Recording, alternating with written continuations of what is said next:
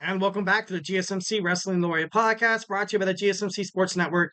I'm your host, Eric Rodriguez, here every Monday through Friday, 8 p.m. Pacific Time, 11 p.m. Eastern Time on the GSMC Sports Network to talk all things wrestling, all the action behind the curtain, all the definitely drama that happens inside and outside of the ring. We talk about contracts. We talk about, television deals, television rights, and stuff like that. So everything you want to know about professional wrestling, make sure you tune in Monday through Friday. So just kind of reiterate what we talked about. We had my WWE SmackDown preview. Go ahead and check out that video on YouTube on the GSMC Podcasting Network and the GSMC Sports Network. You can catch all these videos, all these, all these shorts, also these segments and stuff like that one by one. So, make sure you check those out. Segment 2, we talked about my Thursday night wrestling review. Step into the ring of Ring of Honor. Also, TNA Impact heading towards Slammiversary. So, without further ado, we're going to talk about some AEW Forbidden Door. But before we do that, I want to remind you guys to use the GSMC, podcast.net. Use that link for the tips and donations. Tell me how you feel. Tell me, certain things about wrestling that you love, certain things about wrestling that you hate. Certain things maybe as a wrestling fan, you kind of want to see WWE do better. You want to see the NWA. You also want to see MLW, Stardom, AEW, Impact, Ring of Honor, you name it. So, this show, just shoot your opinions, shoot your statements, comments, and concerns. Tell me what you like. Tell me what you don't like about this podcast. We're a podcasting family. We're a wrestling family. Us wrestling fans, we stick together. Whenever we see each other on the streets, we're in a wrestling shirt. We're like, dude, that guy's badass. So, honestly, that's kind of how I feel whenever I see somebody watching, wearing a wrestling shirt anywhere in public. So I think that's pretty badass. All right, so we're going to talk about AEW Forbidden Door. Teaming up with New Japan Professional Wrestling. Recently, you've seen a very marketable relationship, very profitable for both companies. All Elite Wrestling, New Japan Professional Wrestling, and with Ring of Honor. Ring of Honor and New Japan Professional Wrestling has kind of been, been simpatico for before AEW kind of got involved. But since AEW's existence back in 2019, you kind of see them, kind of bite and scratch and claw their way up to one of the best wrestling promotions besides WWE. But nowadays, if you're comparing any wrestling promotion to WWE, it's not really gonna work. It's like, comparing like every single animation show, on Fox, you're like, oh, it ain't no Simpsons. It ain't no The Simpsons. Dude, no one's gonna touch The Simpsons. No one cares. Obviously they love The Simpsons and stuff like that. But the point I'm trying to create is once when you kind of have something so big, something so huge, and a lot of people, especially the media, kind of scrutinize you for it, like, oh, AEW, their numbers are decreasing. They can't keep up with WWE, yada, yada, yada. That's not the point, dude. It's about wrestling. It's about wrestling. You have your niche. You have your niche audience. Social media is now more prominent more than ever. So there's nothing really to worry about. 1,010%. AEW is not going to get canceled. Sorry. Uh, obviously, you kind of, kind of relating it to football, the NFL, the UFL. It's never going to be like the NFL, dude. It's never going to happen. Although there's been a number of players from the UFL from the UFL, that'd be crazy aliens from the UFL that's been signed to NFL teams. So you gotta love that. That's pretty badass. So without further ado, let's talk about AEW Forbidden Door, my predictions, analysis, and just just my soothing sound of my voice. I'm just kidding. No, just kidding. Moving on. So we're gonna start off. We have the Learning Tree: Chris Jericho, Big Bill, and Brian Keith against Samoa Joe, Hook, and Katsuyori Shibata. Honestly, I feel like this match is going to be a way for the Learning Tree to finally kind of cement their name and their legacy. Because right now they're kind of a joke. And I'm not trying to be rude. I'm not trying to be mean. But right now, you kind of watch AEW. Whenever you see Chris Jericho come out with these guys, thanks, guys. Thanks. Like, it just seems so surreal. It just seems so asinine. It just seems so fake. It just seems so like, I don't know. That's why Chris Jericho will eventually turn the Learning Tree into, I feel like, the way Chris Jericho used to be with his old animosity, because I kind of miss the old Chris Jericho. I really do. Like his willingness to kind of screw people over, in order to get what he wants. just his, tenacious attitude of being an arse and not giving an F, just going out there, getting his. I kind of miss that Chris Jericho, and ever since he kind of came back, he was trying to mentor Hook, but Hook didn't want it. So then he, started this whole learning tree thing. You have Big Bill. You also have, the bad apple, Brian Keith, who's injured. So I think he's fighting on Sunday. I'm not too sure. I want to see Chris Jericho kind of move on from this learning tree thing. They could be the learning tree still, but I want to see a way for Chris Jericho to just shock the AEW universe, shock the wrestling community. Maybe I feel like they need to win. But that's just me. Like, if you have them lose, you totally destroy all credibility of the stable before it even starts. It needs to happen. AEW really needs to kind of, it's a little touchy.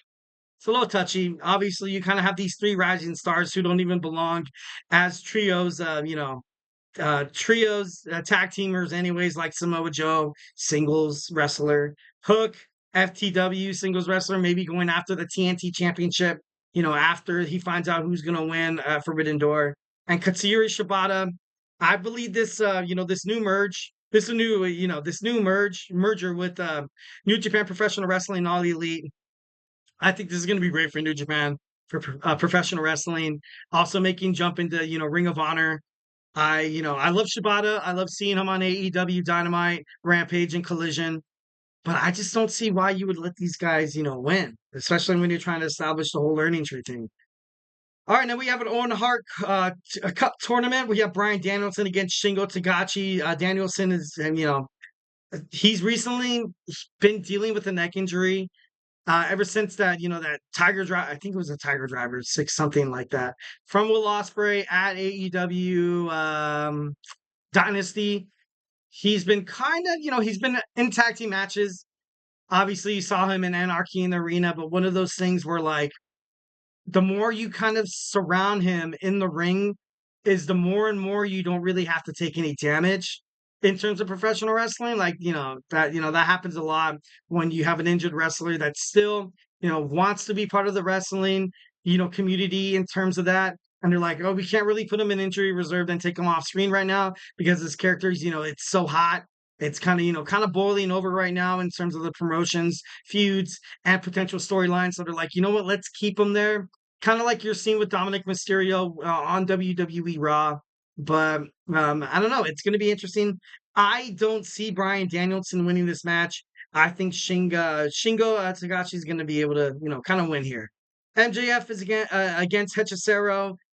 I think this is going to be not like a squash match, but it's going to be one of those matches where MJF's going to win.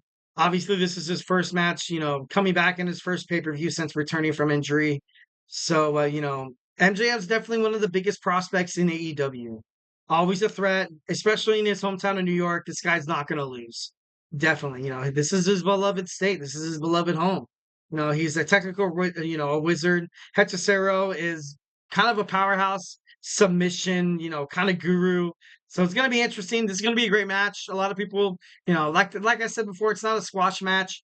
It's going to be a way for both of these superstars to ultimately show that they still, can still hang into the ring. But I think MJF's going to pick up the victory. Next, we have Zack Sabre Jr. against Orange Cassidy. I talked about this on the last show. Not a lot of pressure on Zack Sabre Jr., but a lot of pressure on Orange Cassidy. Definitely. Orange Cassidy, ever since leaving the Don Callis family, after all the attacks by, Trent Beretta, I think it's time for him to finally win a match on his own, to fight for a singles competition.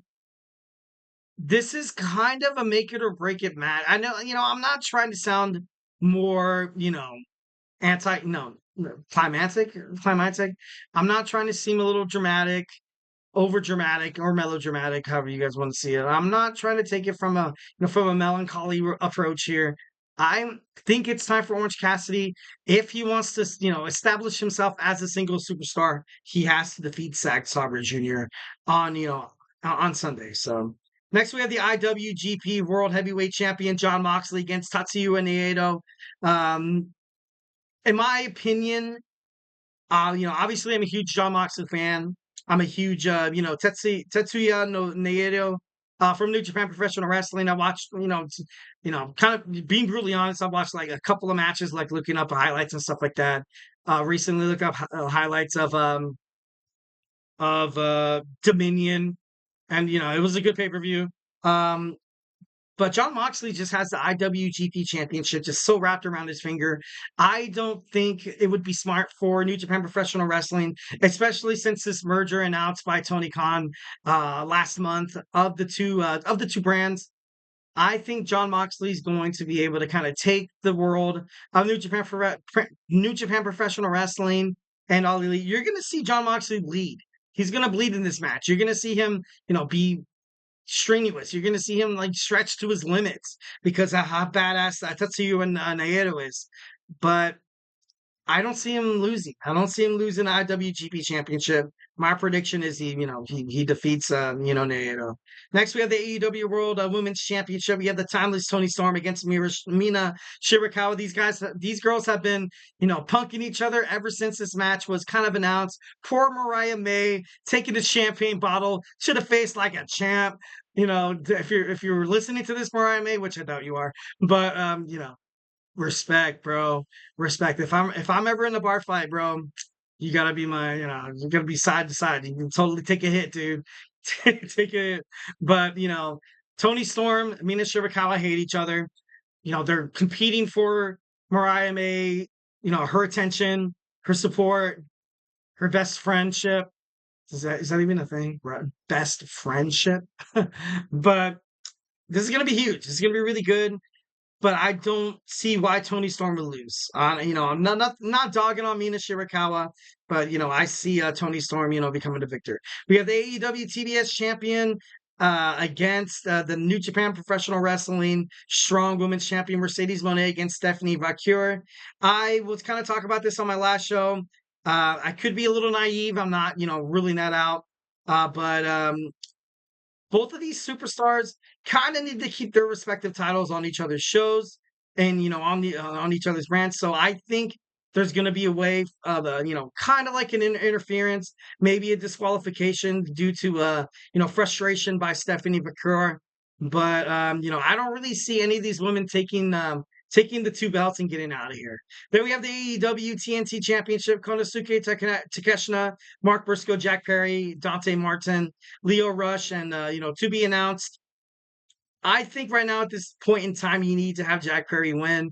Ever since he kind of came back, he's been just the thorn in the side of Tony Khan. He's been the hated bad boy. It would just, of course, add to the elite, although I would totally hate it because they would have all the gold and kind of make it a little boring. To be honest, I think if Jack Perry wins, if the Young Bucks, are still the AEW World Tag Team Champions, it's going to be boring. So, make sure you check into that.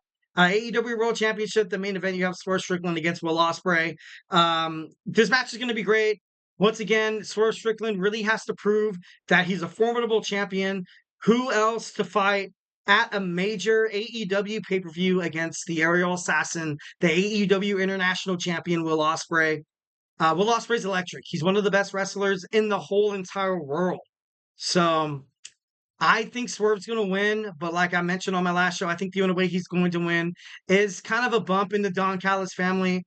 You saw Trent Beretta and you saw Don Callis kind of calming him down, be like, look, Will wasn't kind of talking us down. Then you saw backstage that Don Callis was kind of colluding with Roosh. So there's no doubt in my mind that there could be, kind of a betrayal tonight. There could be Roosh trying to prove his name to the Don Callis family, kind of taking out the quote unquote traitor. So should be interesting kind of for the AEW. Can't wait to get into that. So, guys, do not go anywhere. Our next segment, we're going to talk about we're going to talk about the National Wrestling Alliance looking to invade a wrestling promotion. So, hey, do not go anywhere.